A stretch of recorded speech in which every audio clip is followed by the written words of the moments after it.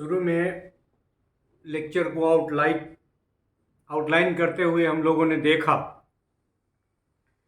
कि there are some sources of knowledge, और आपको शायद याद हो कि हम लोगों ने 6 सोर्सेज ऑफ नॉलेज की बात की, मतलब जहाँ से ज्ञान निकल के आता है, छन के आता है, जो क्रिएट करता है नॉलेज को, या ज्ञान के सृजन में मदद करता है, या ज्ञान के सृजन में माध्यम बनता है।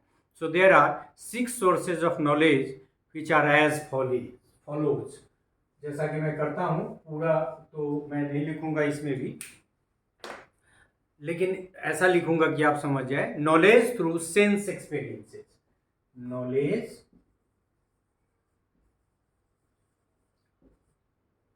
थ्रू सेंस एक्सपीरियंसेस, मतलब ज्ञान के सृजन में भूमिका सेंस ऑर्गन्स का। यदि हम दूसरे रूप में कहें तो ये कह सकते हैं कि नॉलेज का जो सोर्स है, उसमें पहला सोर्स है जनरेट करने का, वो क्या है? एक्सपीरियंस है। फिर नॉलेज थ्रू रीजन्स, मतलब ये लॉजिकल एस्पेक्ट है। शुरू के लेक्चर को आप याद करेंगे तो आपको याद होगा प्रायोरी नॉलेज, अप्रायोरी नॉलेज, और कैसे जनरेशन होता है, कैसे साइंस है, कैसे लॉजिक है, और फिर प्योर जो नॉलेज के पार्ट की बात है उसमें साइंस है, लॉजिक है। तो ये रीजन और लॉजिक, सेंस एक्सपीरियंसेस, अनुभव, और फिर ऑथोरिटी तीसरा,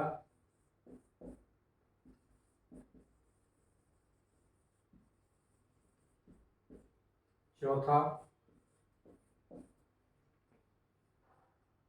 वहाँ भी हम लोगों ने देखा था और कहा था कि वहाँ सोर्स में हम लोग इसको विस्तार से जानेंगे,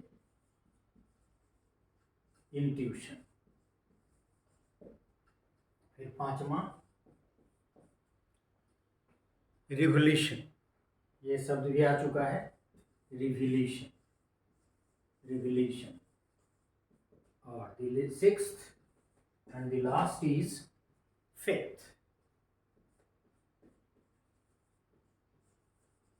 तो हम इसको ऐसे पढ़ेंगे कि there are 6 sources of knowledge, knowledge through sense experiences, knowledge through reason, knowledge through authority, knowledge through intuition, knowledge through revelation, and knowledge through faith। तो आप इसको ऐसे भी कह सकते हैं कि ज्ञान की प्राप्ति किसके द्वारा? ज्ञानेंद्रियों द्वारा। ये पहला, यहाँ हम लोग ज्ञानेंद्रियों द्वारा, सिर्फ ज्ञानेंद्रियों भी लिख सकते हैं, क्योंकि ये तो क्लियर है कि this is the source of knowledge, मतलब this is being instrumental in generating the knowledge. यदि हम रीजन की बात करें तो इसके लिए कई बहुत जगह तर्क भी आप कर सकते हैं, और cause and effect relationship, science का नॉलेज जो शुरू के दिनों में हम लोगों ने अध्ययन किया था। और फिर प्राधिकार या अधिकार या अधिकारी, और गैलीलियो और फिर अरिस्टोटल के संदर्भ में हम लोगों ने देखा भी कि कैसे उसका मतलब क्या है, क्योंकि इस पे हम लोग थ्योरी भी पढ़ चुके हैं। प्राधिकार, फिर इंट्यूशन के बारे में हम लोगों ने अंतःप्रज्ञा लिखा भी था, और अभी मैं कर भी रहा था। हमने कहा कि सोर्स में इसको ज़्यादा क्लियर करेंगे। सो इंट्यूशन, अंतःप्रज्ञा, और फिर प्रकटीकरण, इस पे भी हम लोग थ्योरी पढ़ चुके हैं, जो कहीं ना कहीं रिलीजियस सोर्स को मानता है और मानता है कि ज्ञान का भंडारण कहीं और से होने में मदद मिलती है। और फिर फेथ, जैसे आप लोग आजकल जितने भी आपके रिलीजियस फेथ हैं उसके जो आधार हैं और उसी को आप मानते हैं, आस्था लिख सकते हैं या श्रद्धा लिख सकते हैं। और ये स्रोत भी ज्ञान का है, इससे भी ज्ञान का सृजन होता है। और बहुत सारी चीज़ों को हम लोग, जिसको इससे हम नहीं फील कर सकते हैं, इससे फील नहीं कर सकते हैं, फिर भी हम मान के चलते हैं, क्योंकि उसके जो सोर्स हैं वो फेथ है हमारा। So in this part, we have learned that knowledge is being generated.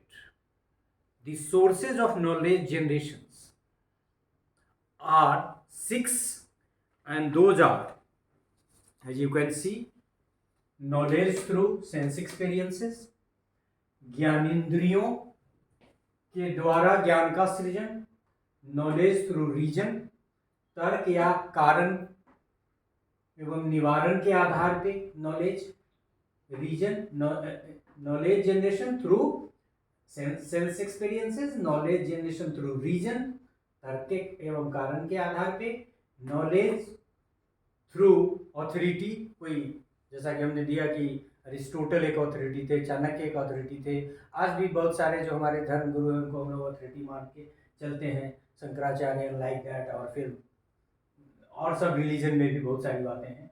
और नॉलेज थ्रू इंट्यूशन, ज्ञान जो हमको प्राप्त होता है। फिर नॉलेज थ्रू रिवोल्यूशन, ज्ञान के स्रोत के रूप में प्रकटीकरण, ज्ञान के स्रोत के रूप में अंतःप्रज्ञा, और ज्ञान के स्रोत के रूप में आस्था एवं श्रद्धा। So there are 6 important sources of knowledge. What are those? Sense experiences, reason, authority, intuition, revelation, and faith.